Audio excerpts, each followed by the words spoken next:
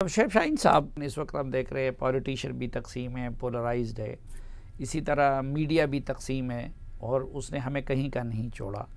लेकिन ज़ाहिर है कि जज वो पूरी सोसाइटी का सबसे मुअज़्ज़ज़ तबका होता है और बाकियों के पोलराइजेशन को भी उन्होंने ख़त्म करना है। लेकिन ये एक आम तासुर है और आप क्या महसूस नहीं करते कि ख़ुद पहली मरतबा हम तारीख़ में देख रहे हैं कि बाज़ औक़ात हमें आला अदलिया में भी एक ग्रुपिंग सी नज़र आती है। देखिए, ग्रुपिंग तो रही है हर ज़माने में, कुछ खुफिया, कुछ ज़माने में एपरेंटली। जो इफ्तिखार चौधरी साहब वाली जो मूवमेंट चली थी उसमें भी आपने देखा था दो ग्रुप बन गए थे, दो सुप्रीम कोर्ट्स बनी, दो कॉन्स्टिट्यूशन लगी। ऐसा भी हो गया। उससे पहले बल्कि सजाद अली शाह साहब वाले ज़माने में भी दो ग्रुप बन गए थे।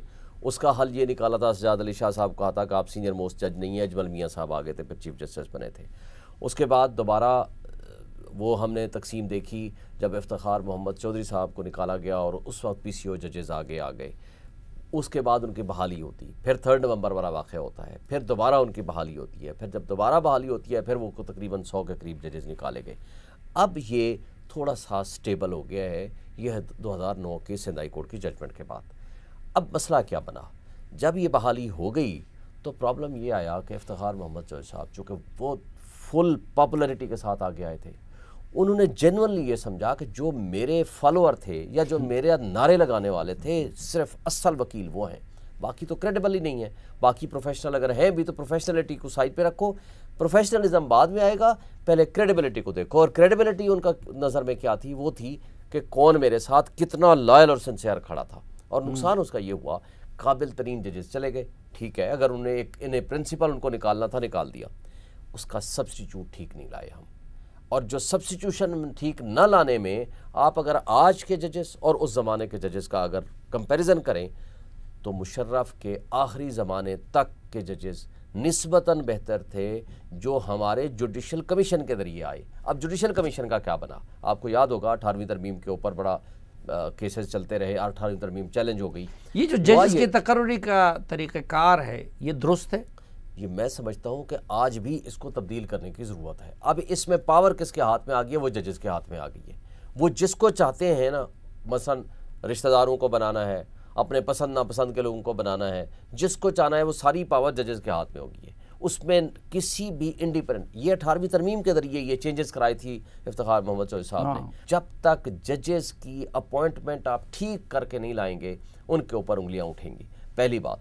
दूसरी बात, ठीक होने से क्या मतलब है कि उसमें खुद जजेस का रोल होना चाहिए, रोल हो लेकिन एक लिमिटेड रोल हो ना। वो उन्होंने क्या कर दिया है, जो नीचे हाई कोर्ट वाले जज, हाई कोर्ट में मसलन अपॉइंटमेंट करनी है, एक ओरिजिनल जज जो चीफ जस्टिस है और एक उसका सीनियर मोस्ट जज, 2 हो गए। साथ आ गए इधर के 5 जजेस, यहाँ सुप्रीम कोर्ट वाले चीफ जस्टिस समेत 5, 2, 7, एक इनका नॉमिनी होता है। 8 जजेस बैठे होते हैं, बाकी एक बार का नुमाइंदा होता है, एक अटॉर्नी जनरल होता है और एक होता है लॉ मिनिस्टर। लेकिन इसमें लोग ये भी इतराज़ करते हैं कि देखिए कई लोगों के केसेस सालों सालों तक पड़े रहते हैं, जजेस भी कम हैं, प्रोसिक्यूशन भी सही नहीं होती है, कुछ लोग जेलों में सड़ रहे हैं। इसी तरह आप यहाँ पे आप देख लें तो कल मुझे क़य्यूम सिद्दीकी साहब बता रहे थे कि 2000+ अपीलें वो सुप्रीम कोर्ट में पड़ी हुई हैं। तो बार्स को हम देखते हैं कि 50,000 के करीब पेंडिंग है केसेस सुप्रीम कोर्ट में, 52,000 के करीब पेंडिंग है। नहीं, मैं कह रहा हूं तो ये इसमें नंबर था जो कल का जो था, जजेस की भी एक कैपेसिटी है। तो हम देखते हैं कि बार्स अपने हकूक के लिए या अपने मामलात के लिए तो आवाज़ ज़्यादा उठाती है, एक ग्रुप बन जाता है, किसी वकील के साथ ज़्यादती होती है या कोई मसला आ जाता है उस पर तो खड़े, लेकिन इसके लिए बार ज़्यादा एक्टिव हमें नज़र नहीं आते। बार का काम है, यही काम है। बार इंडिपेंडेंट फोरम है, उसका काम है बेशक अपने हुकूक के लिए भी बात करे। और असल तो है कि डिस्पेंसेशन ऑफ जस्टिस में हम मोस्ट इंपॉर्टेंट इंस्ट्रूमेंट हैं। जिस तरह जुडिशरी है उसी तरह वो कला है। बार का काम ही यही है कि मुतालबा करे गवर्नमेंट से कि भाई जजेस की तादाद भी बढ़ाओ, क्वालिटी ऑफ जजेस में भी होनी चाहिए, क्वांटिटी में भी इजाफा होना चाहिए, इंफ्रास्ट्रक्चर भी होना चाहिए। रूल ऑफ लॉ पे जब आप बात करते हो, रूल ऑफ लॉ का बुनियादी तकाजा ये है कि जो शख्स कोर्ट में बैठा है, अब यहाँ आप एक बात देखेंगे, यहाँ माजी में ऐसा हुआ भी, जजेस के खिलाफ केसेस आए, जुडिशल काउंसिल में प्रोसीडिंग्स हुई, एक जज साहब के ऊपर इल्ज़ाम था कि जी को 80 करोड़ पता नहीं कितना उनके ड्राइवर या पता नहीं किसके अकाउंट से निकल आए। आज जुडिशल काउंसिल उनको नोटिस दे, अगले दिन वो रिज़ाइन कर दें। जिस दिन वो रिज़ाइन करेंगे वो पूरी अपनी पेंशन के कम्यूटेशन के हकदार बन गए और टिल डेथ वो भी, उनकी बेवा भी और बच्चे भी हकदार बन गए। नंबर 2, वो जो पैसे आए थे करप्शन के जरिए कमाए थे वो भी उनकी जेब में चले गए। ये 2 काम होंगे।